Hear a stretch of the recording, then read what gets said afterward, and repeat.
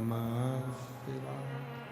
ओम नमः शिवाय। विश्वनाथ भगवान की, महाकालेश्वर भगवान की, ओमकारेश्वर भगवान की, कुबेरेश्वर महादेव की। हर हर महादेव, हर हर महादेव, हर हर महादेव। काशी विश्वनाथ और वरदानी त्रिकालदर्शी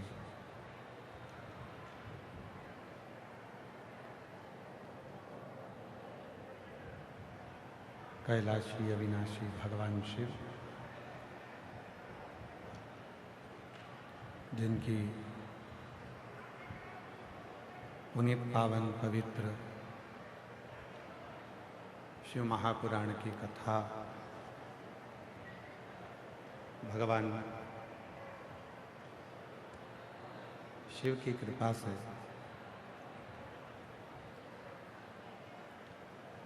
भगवान देवाधिदेव महादेव की करुणा, उनकी उदारता से ये पवित्र पावन भीलवाड़ा राजस्थान की मेवाड़ की भूमि, जहाँ भगवान शिव की पवित्र पावन शिव महापुराण की कथा श्रवण करने का सौभाग्य आपको, हमको, सभी को प्राप्त हुआ है। बड़े भाग्यशाली हैं भीलवाड़ा के सभी रहनिवासी, जो इस पवित्र पावन शिव महापुराण की कथा को श्रवण करने का सौभाग्य आप सभी को प्राप्त हुआ। कथा मंडप में विराजमान सभी ब्राह्मण, संत जन, गुरुजन, साधुजन, तपस्वी जन एवं कथा मंडप में विराजमान सभी विद्वज्जन इस पवित्र कथा के दिव्यायोजन में, इस दिव्य कथा को आयोजित करने वाले श्री संकट मोचन हनुमान जी महाराज, श्री संकट मोचन हनुमान मंदिर के महंत श्री बाबूगिरी जी महाराज, एक बार महंत श्री बाबूगिरी महाराज जी के लिए जोरदार ताली बजाकर उनका स्वागत, वंदन, अभिनंदन, जिन्होंने इस पूरी कथा को दिव्यता के साथ, भव्यता के साथ में आयोजित किया। साथ में विधायक महोदय श्री अशोक जी कोठारी जी एवं शिव महापुराण कथा समिति भीलवाड़ा राजस्थान, सभी इस कथा के मुख्य यजमान परिवार एवं सभी श्रोता भाई बहन, सभी यजमानों के लिए एक बार जोरदार ताली बजाकर उनका साधुवाद, वंदन, अभिनंदन।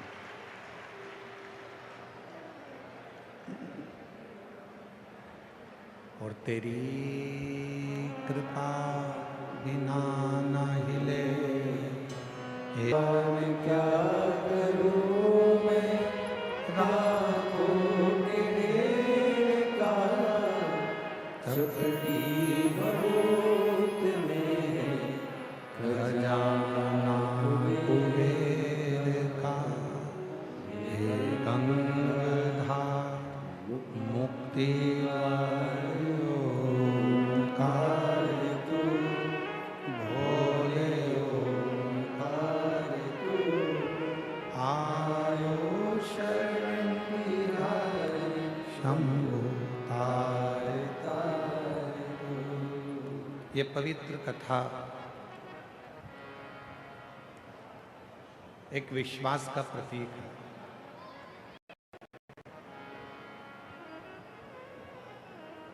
कितना दृढ़ भरोसा, कितना दृढ़ विश्वास आपका शिव के प्रति है।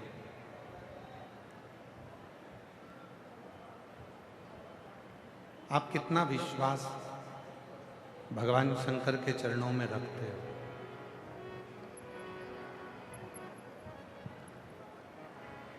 कितना भरोसा आप भगवान शिव के चरणों में रखते हो, यह आप पर निर्भर करता है। पूरी जिंदगी आप जल चढ़ाते रहो और आपका विश्वास ही शिव के प्रति नहीं है तो वो जल का कोई महत्व नहीं।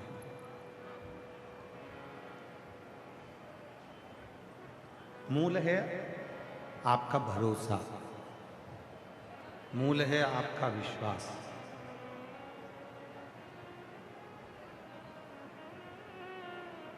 शिव महापुराण की कथा कहती है, जब भगवान शिव के पास में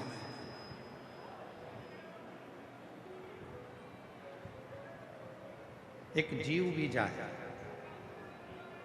और यदि वो भरोसे से जा रहा है और ये निश्चित कर कर जा रहा है कि शिव मेरी बातों को सुनेंगे, तो शिव सुनते। और यदि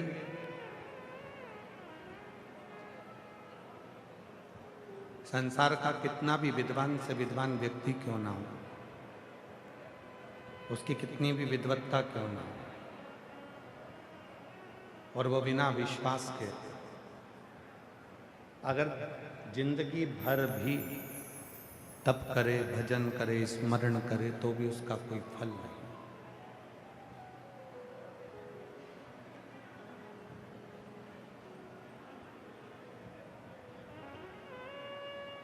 आप कैसे वस्त्र पहन रहे हो ये शिव को मतलब नहीं।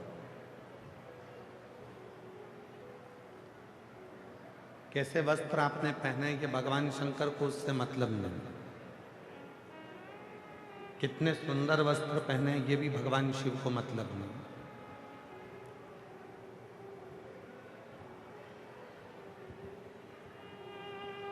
भगवान शिव को यदि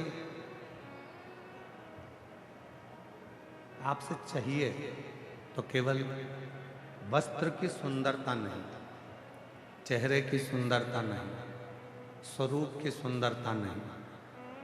शिव जी को यदि चाहिए तो आपके केवल मन की सुंदरता होना चाहिए और शिव आपको स्वीकार करे।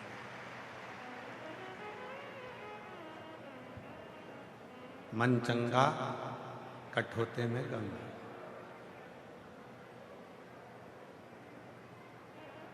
मन ही क्लीन नहीं है, मन ही साफ नहीं है और सोचें कि हम भगवान शिव को प्राप्त कर लें तो भगवान नहीं मिल सकते।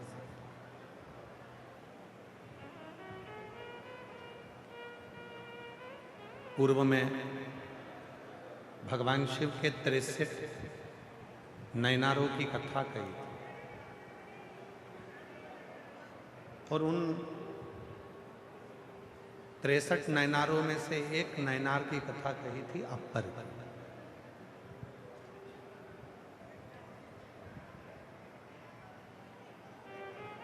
अभी पूर्व में ही कथा में शायद शिरूर की कथा में कहा था अपर का बारे।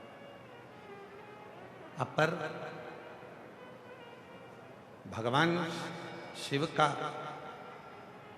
बाल्यावस्था में भक्त रहा, भगवान शिव की शरणागति में रहा, भगवान शंकर का भजन करा और एक दिन संगत में बिगड़ गया और दूसरे धर्म में चले गए।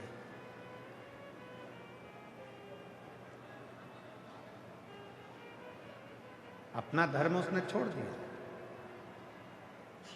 और अपने सनातन धर्म को छोड़कर वो दूसरे धर्म में प्रवेश कर गया। शिव महापुराण की कथा एक बड़ी सुंदर बात कहती है कि रूखी रोटी खा लेना, चटनी से रोटी खा लेना, दुनिया के धक्के खा लेना, पर दूसरे धर्म में कभी प्रवेश मत करना, अपना सनातन धर्म छोड़।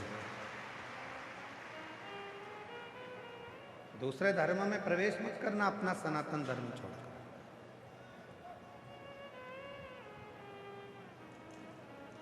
इस सनातन धर्म के लिए,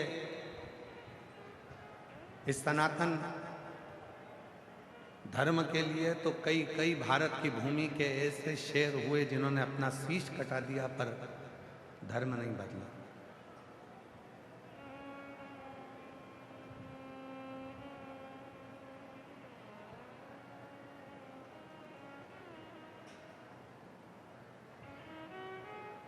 घास की रोटी खा ली पर अपना धर्म नहीं बदला। जंगलों में पड़े रहे पर अपना धर्म नहीं बदला। जगत के ठोकर खाते रहे पर अपना धर्म नहीं बदला। मरते मर गए पर अपना धर्म नहीं बदला। और आज के ज़माने में ना जाने लोगों को क्या लाभ मिलता है।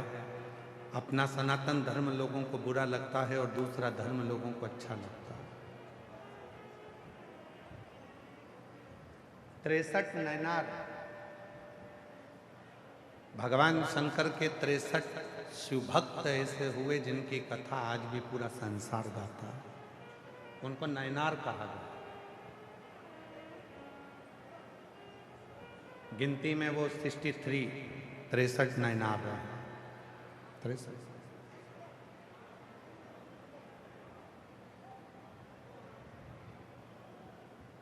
वो 63 नैनार है। और उन 63 नैनारों में एक अपर ऐसा नैनार है, ऐसा शिव जी का भक्त है जो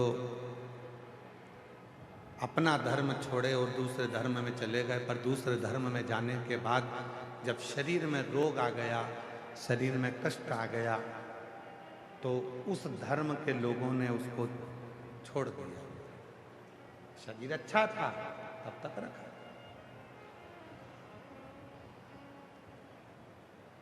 शरीर श्रेष्ठ था तो रखा, फिर छोड़ दो।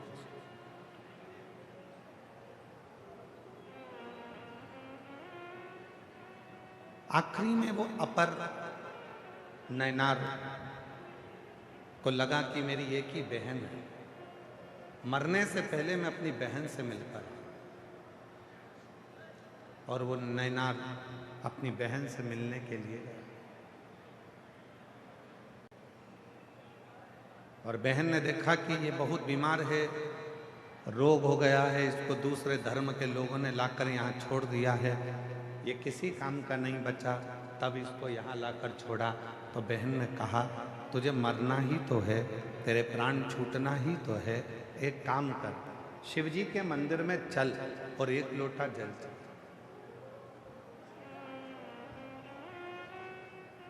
वो अपर नैनार ने कहा कि मैं शंकर जी के मंदिर जाऊंगा तो लोग क्या कहेंगे कि ये पहले तो उस धर्म में चले गया और अब वापिस पलट कर आया और शिव जी के मंदिर जाना चालू कर दिया। बहन ने कहा दुनिया कहेगी कहने दे, दुनिया ताना देगी देने दे, दुनिया अपशब्द कहेगी कहने दे, तू तो चल शिव के मंदिर में एक लोटा जल चढ़ाने चल। और शिव के मंदिर में वो अपर अपनी बहन के साथ में जल चढ़ाने के लिए जैसे ही गया, उसने जल शिव जी पे चढ़ाना प्रारंभ करा और उस जल का प्रोक्षण अपने ऊपर करा, उस जल का आचमन उसने करना प्रारंभ करा, उसका पूरा शरीर ठीक हो गया।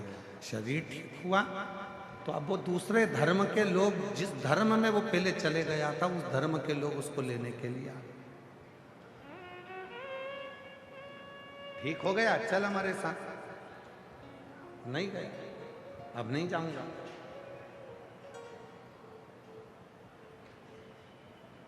जब दुनिया के धक्के खा लेता है इंसान, जब दुनिया की ठोकर खा लेता है इंसान, और ठोकर खाने के बाद जब देवाधिदेव महादेव की शरणागति में जाता है, तब उसका जीवन सार्थक हो पाता है।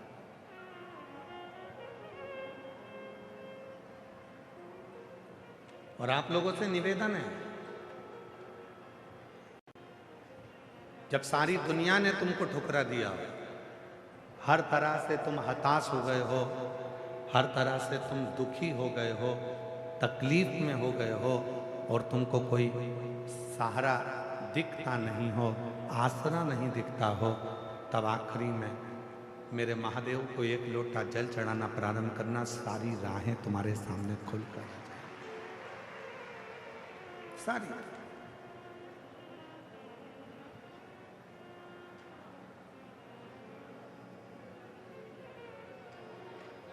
और शंभु शरण पड़ी मांगू घड़ी रे घड़ी, दुख काटो दया करी दर्शन आपो।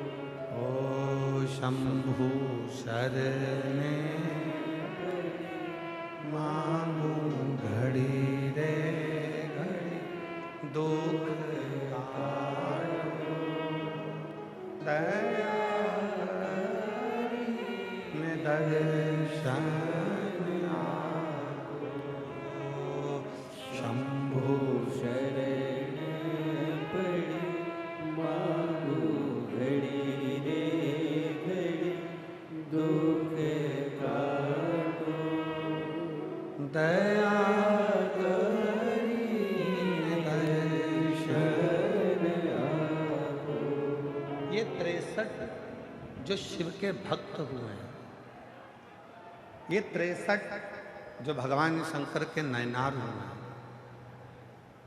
ये 63 जो शिव के उपासक हुए हैं, इनकी कथा केवल कथा नहीं है, इनकी कथा हमारे जीवन में एक उद्देश्य, हमारे जीवन का एक लक्ष्य, हमारे जीवन की एक मंजिल निश्चित कर देती है, एक मंजिल निश्चित कर देती है।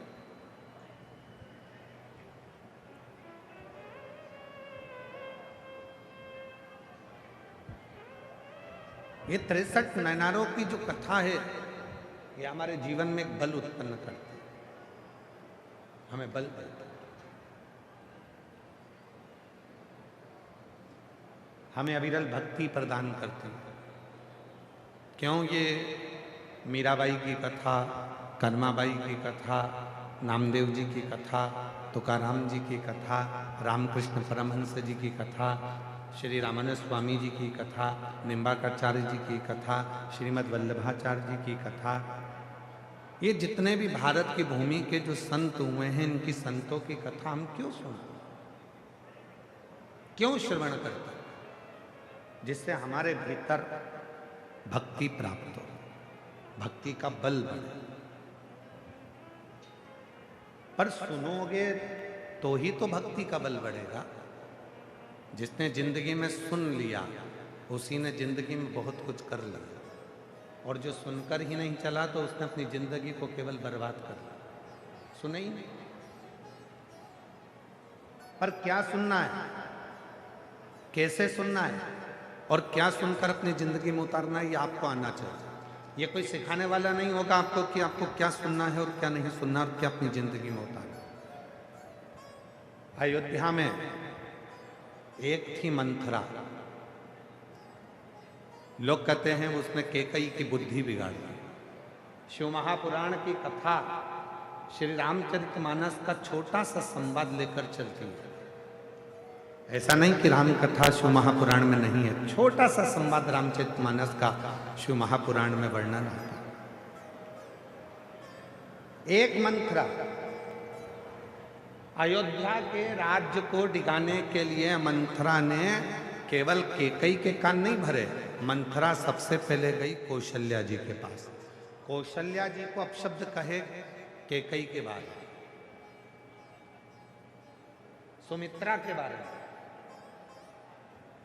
जब कौशल्या जी के कानों में बात नहीं ठहरी, तब वो मंथरा गई सुमित्रा जी के पास।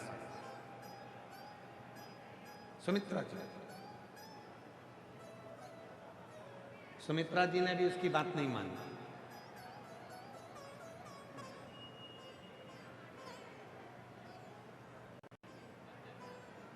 माता सुमित्रा भी उसकी बात नहीं मानी।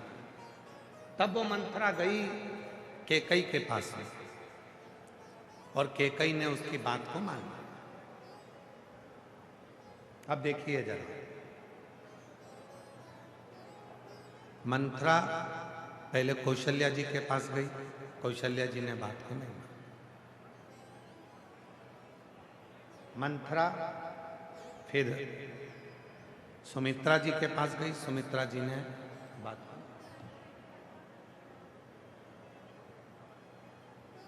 फिर मंथरा गई कैकई के पास और कैकई ने बात को मान लिया। और इसके बाद भी मंथरा गई, ऐसा नहीं कि मंथरा कैकई के बाद कहीं नहीं गई, मंथरा गई। जब भरत जी अपने नाना के घर से आए तो मंथरा उनके पास भी गई, और जो भरत जी के पास जाकर मंथरा ने बोलना चालू करा तो भरत जी को गुस्सा आया और मंथरा को उठाकर पटक दिया। उसने नहीं सुना, भरत जी ने भी नहीं सुनी, कौशल्या जी ने भी नहीं सुनी, सुमित्रा जी ने भी नहीं सुनी। सुनी तो केवल एक ने सुनी, वो कैकई ने सुनी। उस मंथरा ने कौशल्या जी के माध्यम से घर को तोड़ना चाहा, उस मंथरा ने सुमित्रा जी के माध्यम से घर को तोड़ना चाहा। उस मंथरा ने देख लिया कि जब कहीं काम नहीं चला तो कैकई के पास भी गई, वहां जाकर कान भरे, वहां जाकर थोड़ा सा कानों में जहर घोला और उसने घर को तोड़ दिया। शिव पुराण कहती है एक मंथरा वो घूमती ही रहती है, ऐसा नहीं है कि भीलवाड़ा में नहीं आए। एक मंथरा है वो जाएगी और वो मंथरा तुम्हारे पास भी आएगी। अब मंथरा ये देखती है कि किसके माँ बाप के संस्कार कैसे हैं। कौशल्या जी के माता पिता के संस्कार समझ में आए, सुमित्रा जी के माता पिता के संस्कार समझ में आए और कैकई जी के माता पिता के संस्कार सामने आए। वो मंथरा आई,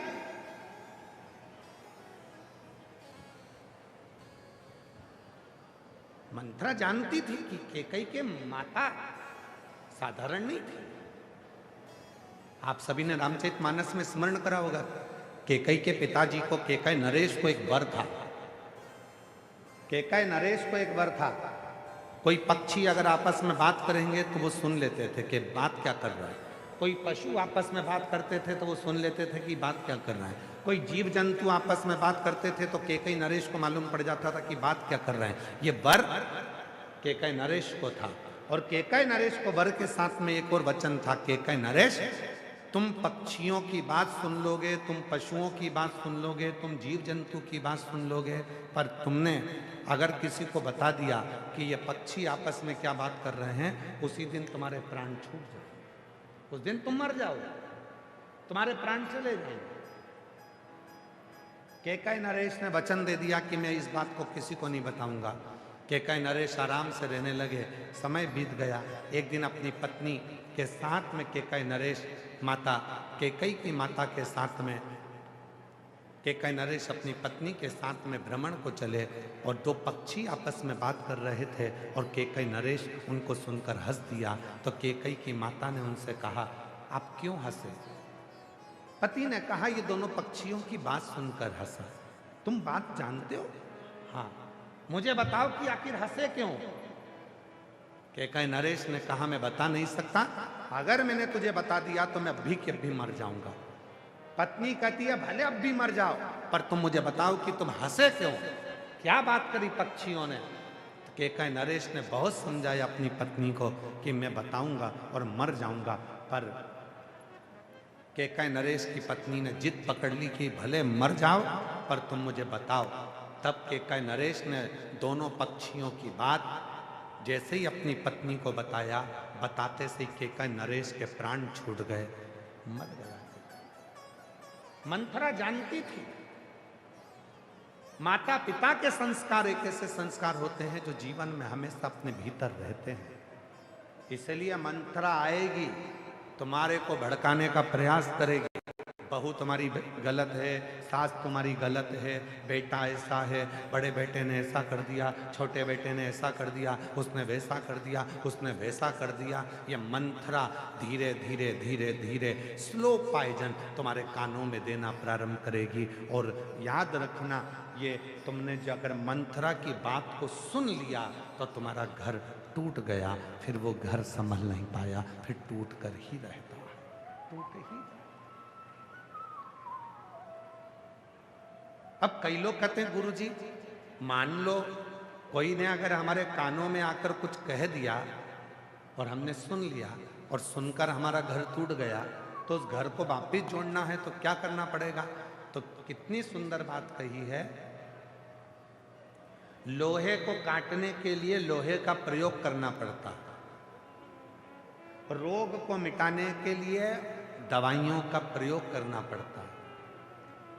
उसी तरह अगर तुम्हारा घर दूसरों के सुनने से बिगड़ा है तो तुम्हारा घर शिव महापुराण की कथा सुनने से सुधरना प्रारंभ हो जाए।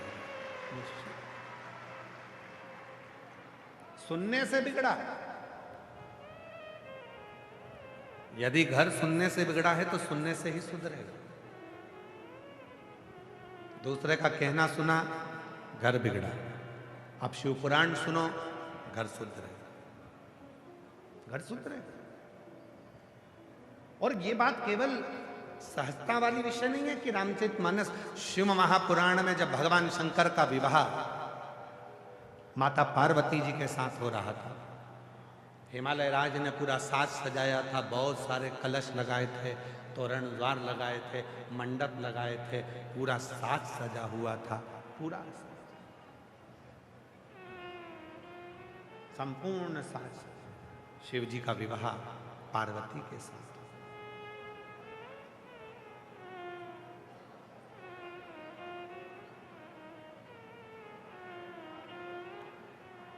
पार्वती जी का श्रृंगार हुआ, विवाह हुआ, दूल्हा बनकर भगवान शिव आ भी गए। पार्वती जी के साथ उनका विवाह होने लगा।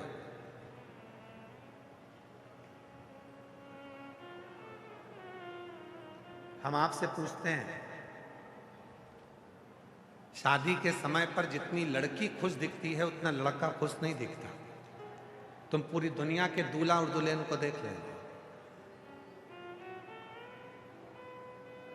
और बल्कि स्टेज पर अगर लड़की ज्यादा खुश दिखती है तो पति का मुंह देखकर बेचारी वो भी मुसद्दी लाल हो जाती है, एकदम चुप।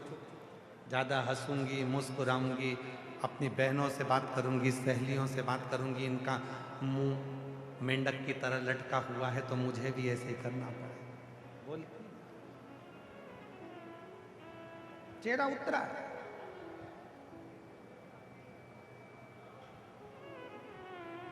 क्यों गुरुजी? पार्वती जी के भी चेहरे पर बहुत मुस्कुराहट थी, शादी के समय पर हंस रही, मुस्कुरा रही, और पार्वती मैया खूब मुस्कुरा रही, खूब हंस रही, प्रसन्न होना चाहिए।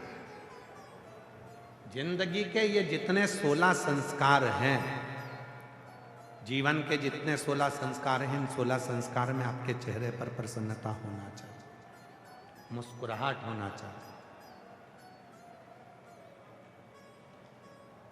और यहां तक शिव पुराण कहती है कि आखिरी का जो संस्कार है ना, अंतिम संस्कार, शिव पुराण कहती है उसमें भी आपके चेहरे पर मृत्यु की सैया पर भी अगर आपके प्राण छूट रहे हैं तो मृत्यु की सैया पर भी आपके प्रसन्नता होना चाहिए कि अभी तक संसार से मिला था, अब जा रहा हूं उस परमात्मा से मिलने के लिए। ये मेरे चेहरे की प्रसन्नता है, प्रसन्न।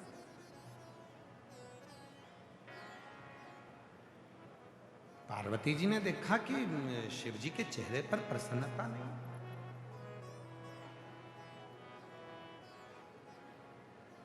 क्या बात है, एकदम जैसे शंकर भगवान पहले थे वैसे ही आज नजर आ रहे हैं, कोई अंतर ही नहीं दिख रहा है। विवाह में तो खुश होना चाहिए, पर इनके चेहरे पर तो कोई प्रसन्नता दिख ही नहीं रही है। बात क्या है?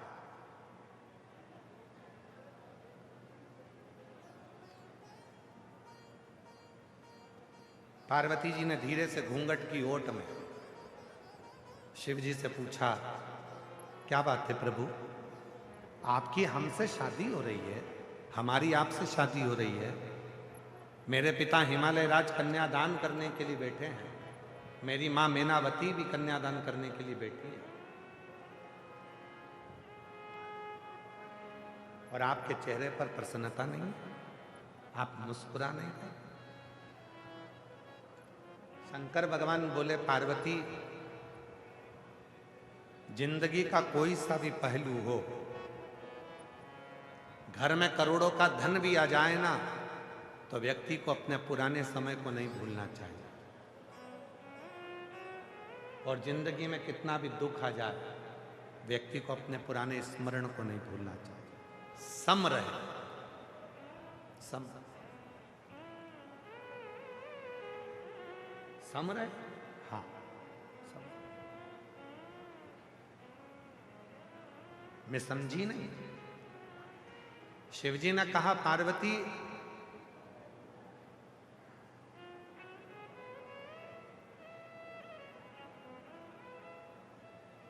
जब तक लड़के का विवाह नहीं होता तब तक वो दो पांव वाला रहता है।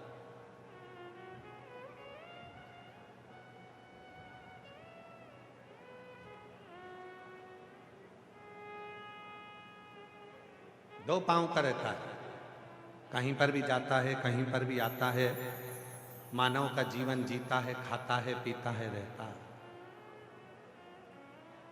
शादी हो गई, उसके साथ में दो पांव और जुड़ गए। अभी तक वो मानव था, अब चार पांव वाला हो गया, मतलब वो पशु हो गया।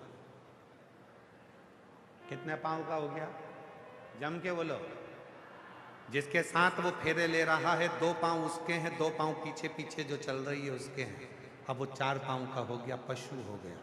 पशु का मतलब है अब उसके ऊपर भार आ गया, बोझा आ गया। गधे जैसा अब उसको बोझ ढोना ही ढोना है। पूरे परिवार को लेकर चलना है, सबको लेकर चलना है। अब उसके ऊपर भार आ गया।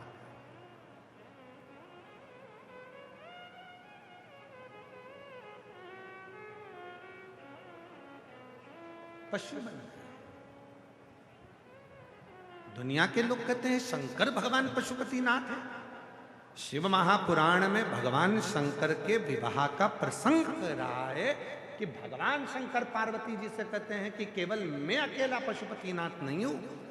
जिस लड़के की शादी होती है और वह अपनी पत्नी के साथ जब 7 फेरे लेता है तो वो भी पशुपतिनाथ बन जाता है, वो भी पशुपतिनाथ। मतलब अब तेरे ऊपर भी भार आ गया। अभी तक 2 चरण थे, अब 4 चरण आ गए। अभी तक 2 पांव थे, अब 4 पांव आ गए। जब 4 पांव आ जाए तो समझ लेना कि बोझा ढोना चालू करना है, सबका वजन ढोना है। ससुराल वालों को भी झेलो और अपने परिवार वालों को भी झेलो। वो कुछ बोले उनको भी झेलो, वो कुछ बोले उनको भी झेलो। सारे रिश्ते, नाते, कुटुंब, कबीला, सब बोझा कंधे पर आ जाता। तो इतनी सी बात पे डर रहे हो? पार्वती जी ने कहा इतनी सी बात पे डर रहे हो? शंकर भगवान बोले इतनी सी बात पे नहीं डर रहा। 4 पांव के बाद में 6 पांव भी होंगे। समझ गए आप लोग? जम के तो बोलो जरा। 4 पांव के बाद कितने होंगे? 6 पांव। हमारे 2 बच्चे भी होंगे। और 6 पांव किसके होते हैं? शंकर भगवान अपनी शादी में जो ज्ञान दे रहे हैं वो संसार के एक एक व्यक्ति को उस ज्ञान को धारण करना चाहिए। जब तक तुम्हारे 2 पांव हैं, तुम मानव हो, इंसान हो, जा रहे हो, ला रहे हो, कमा रहे हो, एंजॉय कर रहे हो, खा रहे हो, दोस्तों के साथ बैठ रहे हो, घूम रहे हो, फिर रहे हो, सब कुछ है। पर शादी हो गई, 4 पांव हो गए। 2 तुम्हारे, 2 धर्म पत्नी के, 4 पांव हो गए। 4 पांव हो गए मतलब तुम्हारे ऊपर वजन। बोझ होगा। पशु करना पड़ेगी, सबके लिए संभालना पड़ेगा, सबको जोड़ना पड़ेगा। इसके बाद में अभी 2 पांव और बढ़ने वाले हैं, मतलब तुम्हारे घर में 2 बच्चे होने वाले हैं। अब कितने पांव हो गए? मतलब एक बच्चा होने वाला है तो कितने पांव हो गए? 6। अब तुम्हारे घर में बेटा जन्म लेगा, बेटा जन्म लिया तो कितने पांव हो गए? 6 पांव। अब तुम्हारे घर में बच्चे 6 पांव हो गए। 6 पांव किसके होते हैं? मधुमक्खी के। 6 पांव किसके होते हैं? मधुमक्खी के। मधुमक्खी जैसे, मतलब अभी तक तुम इंसान थे, मनुष्य थे, मानव से अब तुम्हारे 4 पांव हुए, पशु बन गए, पशु से अब तुम घर में एक बेटा हो गया, उसके 2 पांव आ गए तो तुम मधुमक्खी हो गए। मधुमक्खी का मतलब होता है फूलों का रस लाते जाओ, छत्ते में डालते जाओ, कमाते जाओ, घर में भरते जाओ, कमाते जाओ, भरते जाओ, कमाते जाओ, भरते जाओ, इन औलादों के लिए भरते जाओ, इन परिवार वालों के लिए भरते जाओ। मतलब 6 पांव होते से तुम मधुमक्खी हो गए। भरते जाओ, भरते जाओ, भरते जाओ। अब 6 पांव के बाद 2 पांव और आने वाले हैं, बहुरानी। 6 पांव के बाद में 2 पांव और आने वाले हैं। अब कितने हो जाएंगे? जम के बोलो। 8 पांव। शंकर जी करें अपने विवाह में पार्वती जी को, एक समय ऐसा आएगा कि 8 पांव हो जाएंगे, बहू घर में आ जाएगी। 8 पांव किसके होते हैं? मकड़ी के। 8 पांव किसके होते हैं? मकड़ी के। शंकर जी कहते हैं जब 8 पांव हो जाएंगे, इतना जाल बिछा लूंगा अपने व्यापार का, अपने घर का, पूरा जाल ऐसा बिछा लेता हूँ, खूब कमाता हूँ, खूब बढ़ता हूँ, खूब जाल बिछाया, फैक्ट्री, दुकान, घर, गाड़ी, बंगला, बच्चे, बच्ची, बहू, सबका जाल बिछा, और एक दिन उसी जाल में फंसकर मैं मर जाता हूँ और आगे बढ़ नहीं पाता हूँ। ये जिंदगी।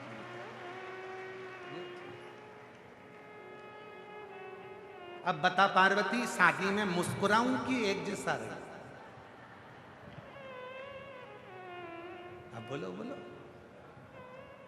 मुस्कुराऊं? वजन बड़ा, वजन, परिवार बड़ा तो कमा कमा कर लाना पड़ेगा, देना पड़ेगा। इसलिए शिव जी की कथा कहती है शंकर भगवान सम है, इसलिए उनका नाम है समेश्वर महादेव। शिव सम, समेश्वर, एक जैसे रहते हैं। कोई मन में विचार नहीं, कोई मन में सोच नहीं, कोई मन में विचार नहीं इस तरह का कि मुझे क्या मिला। फिर वो किसी ने एक बहुत सुंदर बात कही कि 4 दिन की चांदनी फिर अंधेरी, फिर वही। दूल्हों को देखो, शादी में जो दूल्हा सबसे ज्यादा नाचता है, बाद में पानी की बाल्टी और दूध की थैली वही खरीदने जाता है।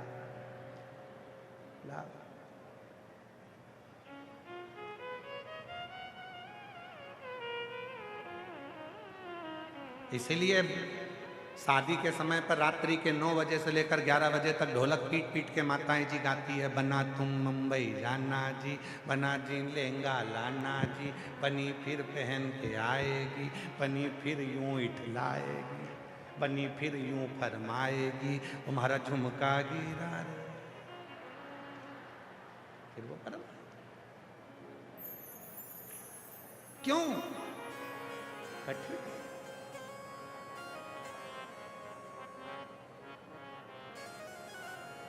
अच्छा, प्रसन्नता किसको हो? प्रसन्नता किसको हो?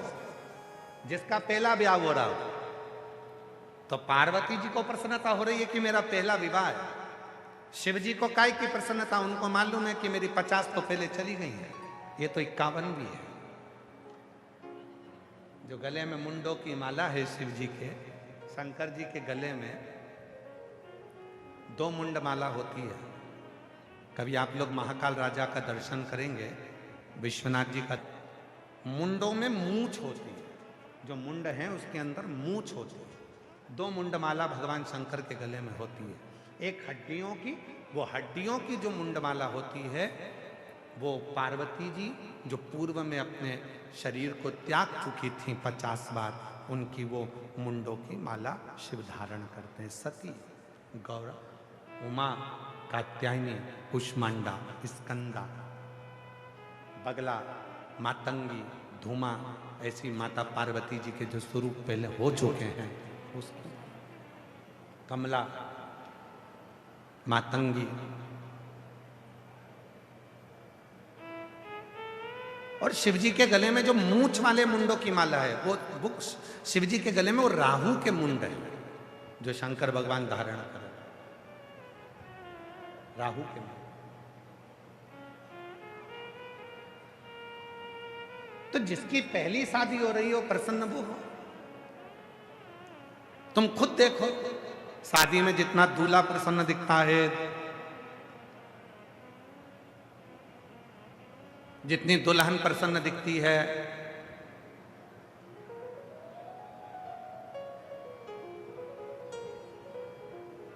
उतना कोई प्रसन्न नहीं दिखता, क्योंकि सबको मालूम है विवाह होने के बाद में जो परिस्थिति का बोझा हमारे सिर पर आएगा, जो बोझ हमारे सिर पर आएगा उसको हमको झेलना पड़ेगा। और प्रसन्नता किस चीज के लिए? समर, समता के भाव, उसमें कोई भेद नहीं है,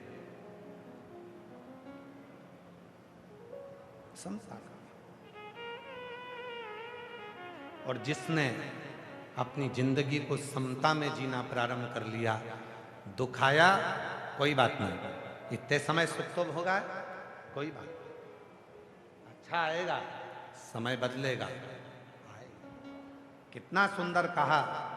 अग्नि पुराण में वर्णन आता है, स्वयं अग्नि पुराण में वर्णन करते हैं, सूर्य नारायण भगवान अपनी धर्म पत्नी संध्या से कहते, संध्या सुन, पृथ्वी पर जितने भी तीर्थ हैं ये भक्ति भी देंगे और शक्ति भी देंगे। संध्या, पृथ्वी पर जितने तीर्थ हैं, आप वृंदावन जाइए, आप अयोध्या जाइए, आप जहां द्वारका जाइए, जगन्नाथ जाइए, आप केदार आप जहां जाना चाहो, बद्रीश जाइए, आप जहां मर्जी पड़े वहां जाओ और तीर्थों का दर्शन करो।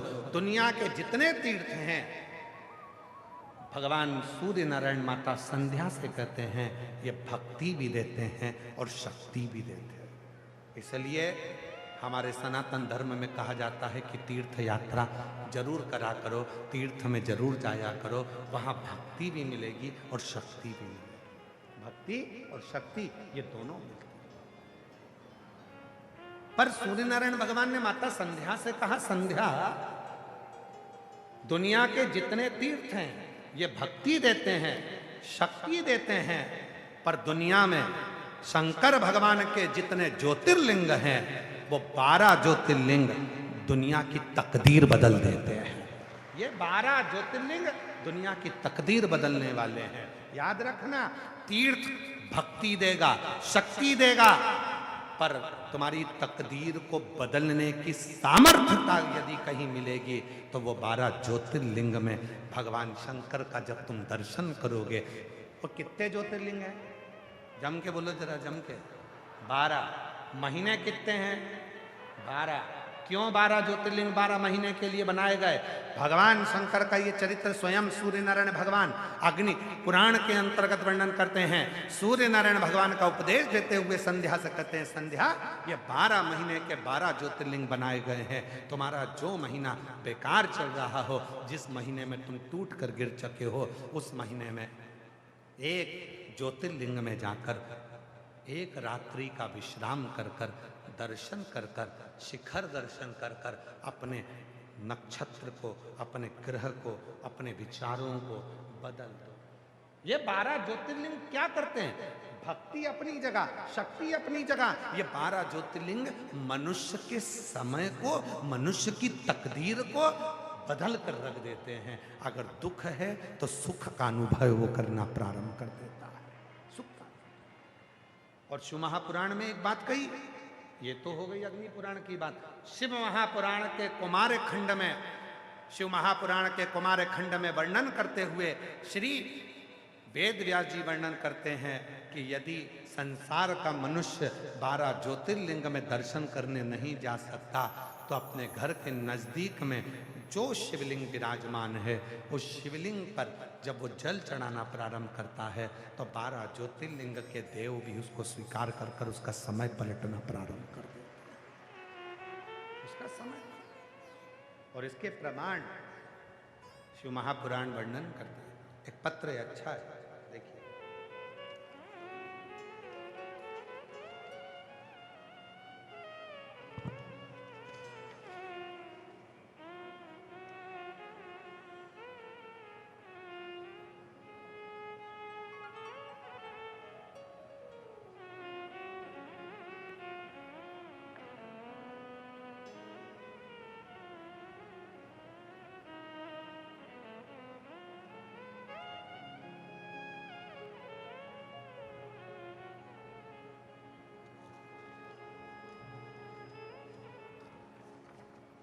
देखिए पत्र में, मेरा नाम बीना यादव है, मेरा मोबाइल नंबर ये है, मैं भीलवाड़ा चंद्रशेखर में रहती हूँ। कहीं बैठी हो बीना जी यादव, अगर कहीं बैठी हो तो हाथ हिला सकती हैं और कहीं बैठी हो तो आ सकती हैं।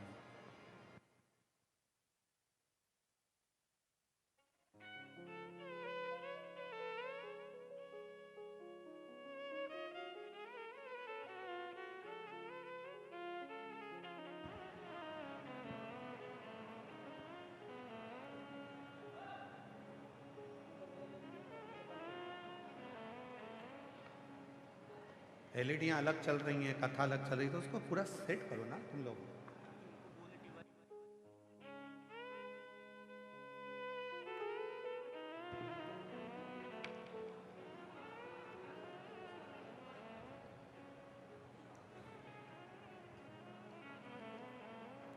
मेरा नाम बीना यादव है, मेरा मोबाइल नंबर ये है, कहीं बीना यादव जी बैठी हो तो हाथ हिला सकती हैं,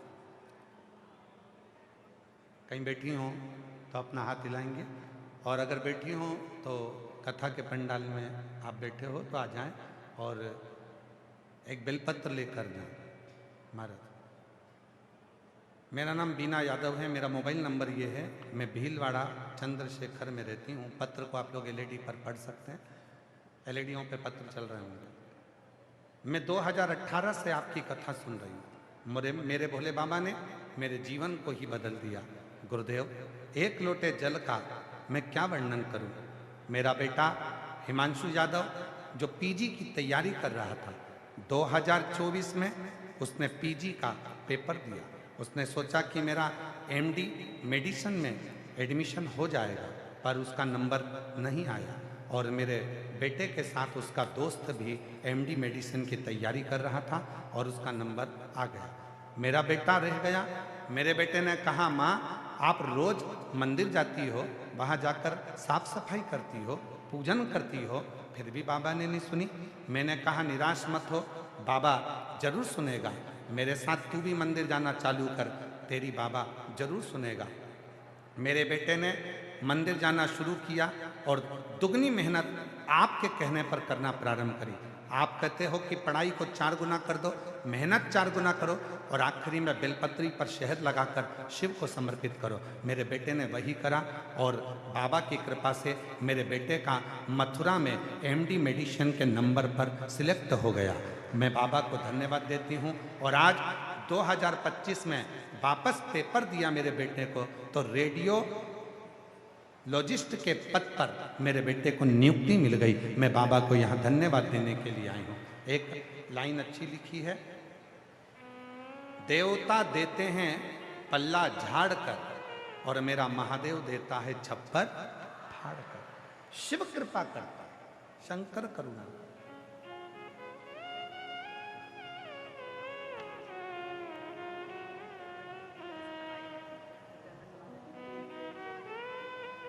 तुम्हारे दूध में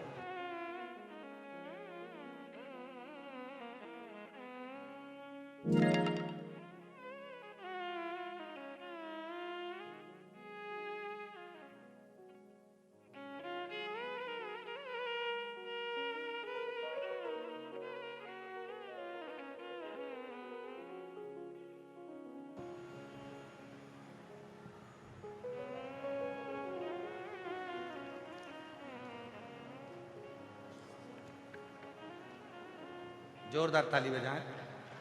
बाबा की कृपा, शिव तत्व। एक लाइन और बड़ी सुंदर है। तेरे दरबार की बाबा निराली शान तुझे देखे नहीं देखा पर झोली भरी देखी मुख दुनिया मोड़े बाबा तू मुख दुनिया मोड़े बाबा तू मेरी लगी हरी थी बाबा तू बेना तोड़ी मेरी लगी हरी थी बाबा तू शिव के प्रति तुम्हारा विश्वास है, आए हो, भरोसा प्रबल रहना चाहिए, विश्वास दृढ़ रहना चाहिए। जब विश्वास दृढ़ होगा, भरोसा प्रबल रहेगा, तो जीवन अपने आप सार्थक होगा। अपने जहाँ भरोसा ही नहीं है, विश्वास ही नहीं है, वहां शिव नहीं। शिव शिव को पाना है तो भरोसा होना चाहिए। शिव महापुराण का कौमार्य खंड कह रहा है, आप 12 ज्योतिर्लिंग में अपना तकदीर बदलने के लिए, भाग्य बदलने के लिए नहीं जा सकते, तो अपने घर के नज़दीक में जो शंकर भगवान का शिवालय है, अपने घर के नज़दीक में जो शिवलिंग है, उस पर एक लोटा जल चढ़ाना प्रारंभ कर दो। धीरे धीरे तुम्हारी तकदीर बदलना प्रारंभ हो जाएगी। भाग्य याद रखिए, आज का जमाना बहुत दिखावे का है। ना किसी आडंबर में जाना है, ना किसी पाखंड में जाना है, ना किसी ढोंग ढकोसले में पड़ना है।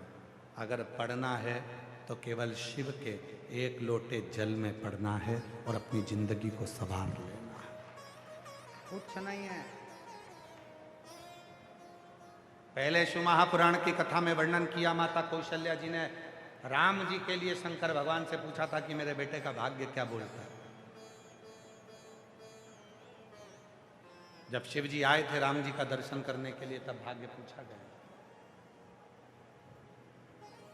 मेरे बेटे का भाग्य क्या बोलता है, किस्मत क्या बोलता है,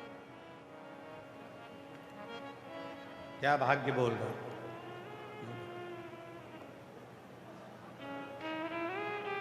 बताइए।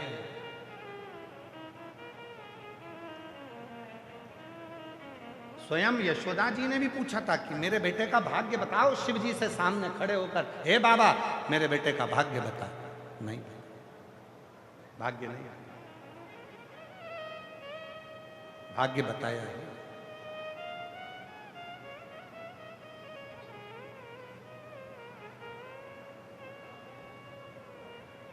भाग्य नहीं। शिव जी ने मना कर दिया कि मैं किसी का भाग्य नहीं बताता। पर आज के जमाने में, इस कली काल में, आज के समय की स्थिति ये हो गई कि दुनिया में इतने सारे भाग्य बताने वाले हो गए, इतने भाग्य बताने वाले हो गए, और दुनिया के लोग भी ऐसे हो गए जो उनके पास जाकर भाग्य पूछते हैं। शिव पुराण कहती है, जब स्वयं शंकर भगवान पहली बार प्रथम वैष्णव थे, शिव राम जी का दर्शन करने गए थे, कौशल्या जी ने कहा था मेरे बेटे राम का भाग्य बताओ। शिव जी ने कह दिया मैं भाग्य नहीं बताता। यशोदा जी ने कहा मेरे कृष्ण का भाग्य बताओ। शंकर जी ने कहा मैं भाग्य नहीं बताता। तो फिर संसार के लोग कैसे हो गए जो दुनिया का भाग्य बता देते हैं। महाराज, शंकर की कथा कहती है दुनिया से भाग्य मत पूछो, शंकर के पास जाकर एक लोटा जल चढ़ाना प्रारंभ करो, भाग्य बदलना प्रारंभ हो जाएगा। क्यों आडंबर में फंसना, क्यों इधर उधर डोलना, क्यों विचारों में फंसना, क्यों यहां वहां जाना, क्यों? किस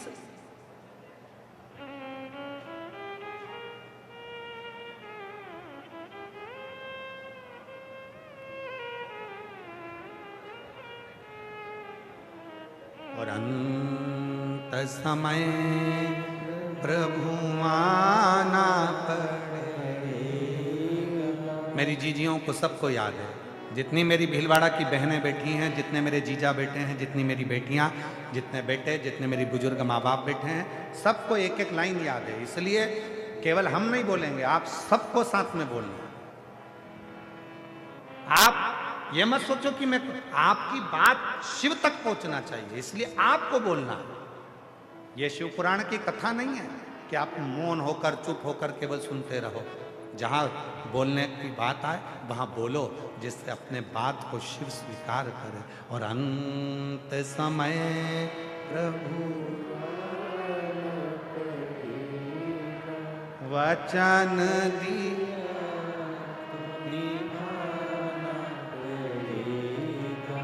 आए ना आए प्रभु कुटुंब अंत समय प्रभु आना पड़ेगा। वचन दिया तो निभाना पड़ेगा। अंत समय प्रभु आना पड़ेगा। अंत समय में कोई आए ना आए, पर तू आना, मेरे दुखड़ों को मिटाने के लिए तू आना, कोई दूसरा नहीं आएगा।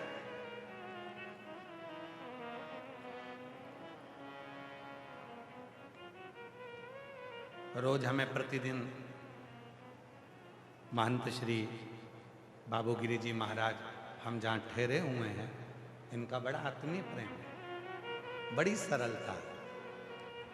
एक संत की जो सहजता होती है वो महंत श्री बाबूगिरी जी महाराज के चेहरे पर झलकती है और उनका भाव झलकता है। रोज हम कल भी बोले थे उनको कि आप हमें लेने मत आया करो, हम तो बाबा की कथा है पहुंच जाएंगे, पर फिर भी वो कल हमको लेने, आज हमको फिर लेने। बड़ी मुश्किल से तो भीलवाड़ा आना हुआ है, और भीलवाड़ा में ये योग लगा है शिव जी की कथा का, तो हमें तो मौका मिला है। इसलिए भाव है, सहजता, सरल।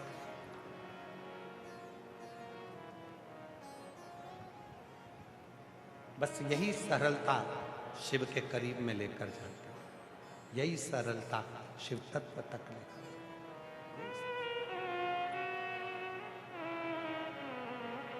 शिव के नजदीक ले जाने का सबसे सुंदर तरीका आपके भीतर की नम्रता, सरलता। आप स्वयं शिव महापुराण की कथा को उठाकर देखिए, भगवान विष्णु शिव जी को बजते,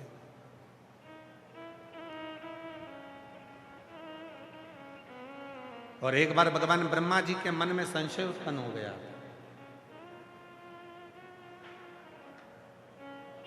और ब्रह्मा जी के मन में जब संशय उत्पन्न हुआ तो ब्रह्मा जी ने कहा कि इस सृष्टि का पालन करता मैं हूं, इस सृष्टि का संहार करता मैं हूं, इस सृष्टि का रचना करता मैं हूं, इस सृष्टि को चलाने वाला मैं हूं। ब्रह्मा जी के मन में एक थोड़ा सा कुछ अहम उत्पन्न हो गया, और जहां अहंकार आ जाता है वह सब कुछ नष्ट हो जाता है।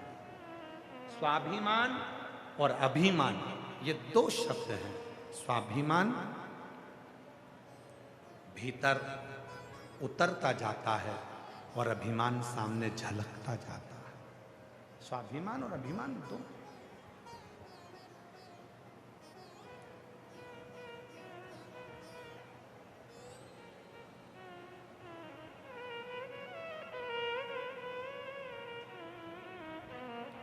जिसने अभिमान का त्याग कर दिया, अहंकार जहां गया, अभिमान जहां गया, पर ब्रह्मा जी के भीतर तो ये अहम उत्पन्न हो गया था। ब्रह्मा जी के भीतर अभिमान आ गया था, और ये अभिमान कोई थोड़ा बहुत नहीं था, बहुत बड़ा अभिमान था। सृष्टि का रचना करता मैं, सृष्टि का संहार करता मैं, सृष्टि को रचने वाला मैं, सृष्टि को बनाने वाला मैं, सृष्टि को चलाने वाला मैं। तब भगवान विष्णु को बुरा लग गया कि सब कुछ ब्रह्मा तुम कहते हो कि मैं कर रहा हूं। तो इतने में ब्रह्मा जी को लगा कि भगवान विष्णु कहेंगे कि सृष्टि को मैं रच रहा हूं, भगवान विष्णु कहेंगे सृष्टि को मैं चला रहा हूं, भगवान विष्णु कहेंगे सृष्टि की रचना करता मैं हूं। तो इतने में भगवान ब्रह्मा जी ने पूछा कि आप कहते हो कि मैं ब्रह्मदेव अगर रचना करता नहीं हूं, संहार करता नहीं हूं, सृष्टि को चलाने वाला नहीं हूं, तो फिर इस सृष्टि को कौन चला रहा, कौन बना रहा, कौन संहार कर रहा? भगवान नारायण ने खुद का नाम नहीं लिया। भगवान नारायण ने कहा इस सृष्टि का यदि कोई रचना करता, कोई संहार करता, कोई चलाने वाला यदि है तो वो केवल एक देव अधिदेव महादेव हैं, इसके सिवाय कोई नहीं। शिव। और तेरी कृपा बिना न हिले एक भी अणु, लेते श्वास तेरी कृपा से तनु तनु। बखान क्या करूं मैं राखों के ढेर का, चपटी भभूत में खजाना। यहाँ कोई दूसरा नहीं है जो सृष्टि को चला रहा है। भगवान विष्णु ने कहा यदि कोई सृष्टि चला रहा है तो शिव, यदि कोई सृष्टि को बना रहा है तो शिव, और यदि कोई सृष्टि का संहार करता है तो शिव है, इसके सिवाय कुछ नहीं। ब्रह्मा जी की बुद्धि में यह बात नहीं बैठी। एक बार ब्रह्मा जी के लिए भगवान शंकर ने पूरी लीला रची, पूरी लीला। शंकर भगवान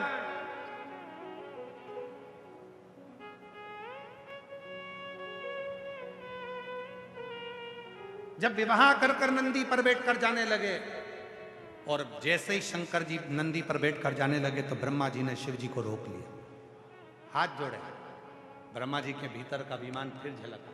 ब्रह्मा जी ने कहा शादी आपकी थी, विवाह आपका था, पूरी सृष्टि को, जितने भी 33 कोटि देवता हैं उनको, जितने भी पशु हैं उनको, जितने पक्षी हैं उनको, जितने गंधर्व, जितनी अप्सरा, जितने नाग, जितने किन्नर, जितने पशु पक्षी जीव जंतु, सबको ब्रह्मा जी बोले देखो मैंने सबका भंडारा भोजन भरण पोषण किया, तुम्हारी शादी में शिव, तुम्हारी शादी।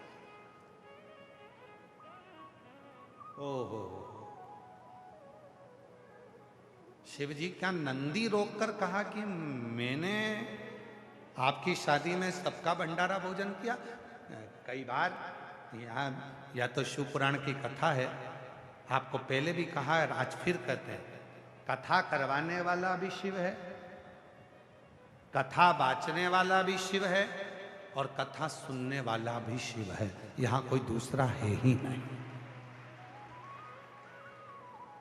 कोई दूसरा नहीं है।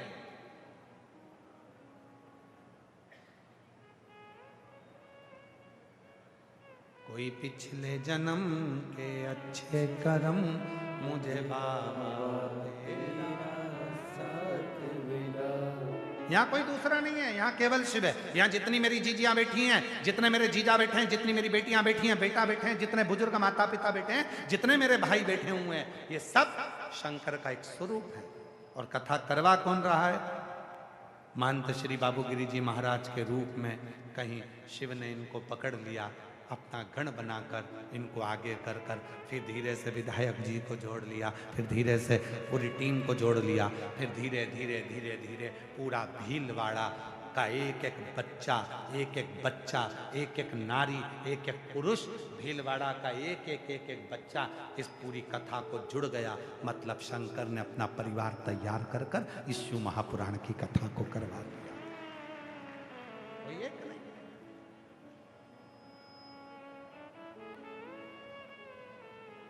प्रभु आपकी कृपा से सब काम हो रहा है, करते हो भोले बाबा मेरा नाम हो रहा है, करते हो भोले बाबा मेरा नाम हो रहा है, भोले आपकी कृपा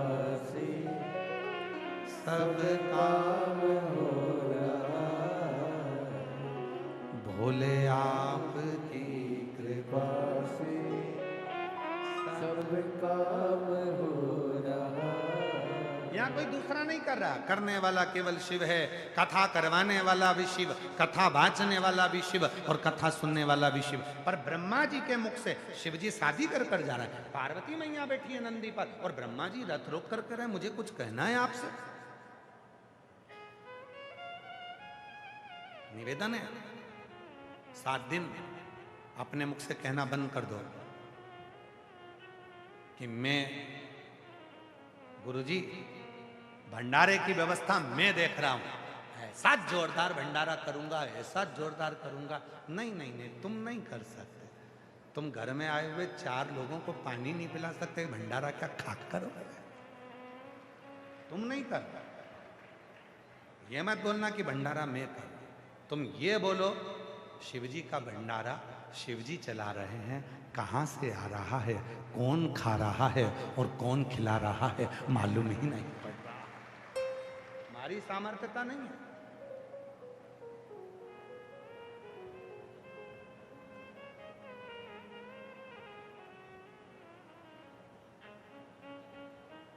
मकर संक्रांति पे पतंग उड़ाते हो? अरे जम के तो बोलो। वो जो डोरा है नहीं, जब कोई कहा करे कि मैं कर रहा हूं तो तुम ऐसे चालू कर दिया करो, वाह क्या कह आन दो और आन दो और आन दो। तुम नहीं, वो करा रहा, उसके सिवाय कोई नहीं करता।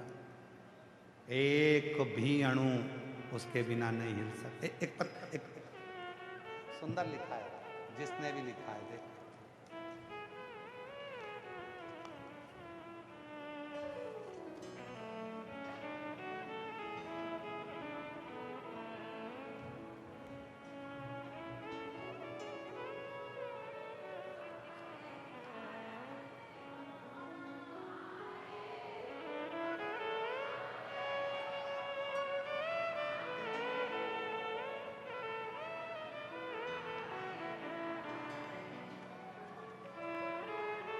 मैं बिमला साहू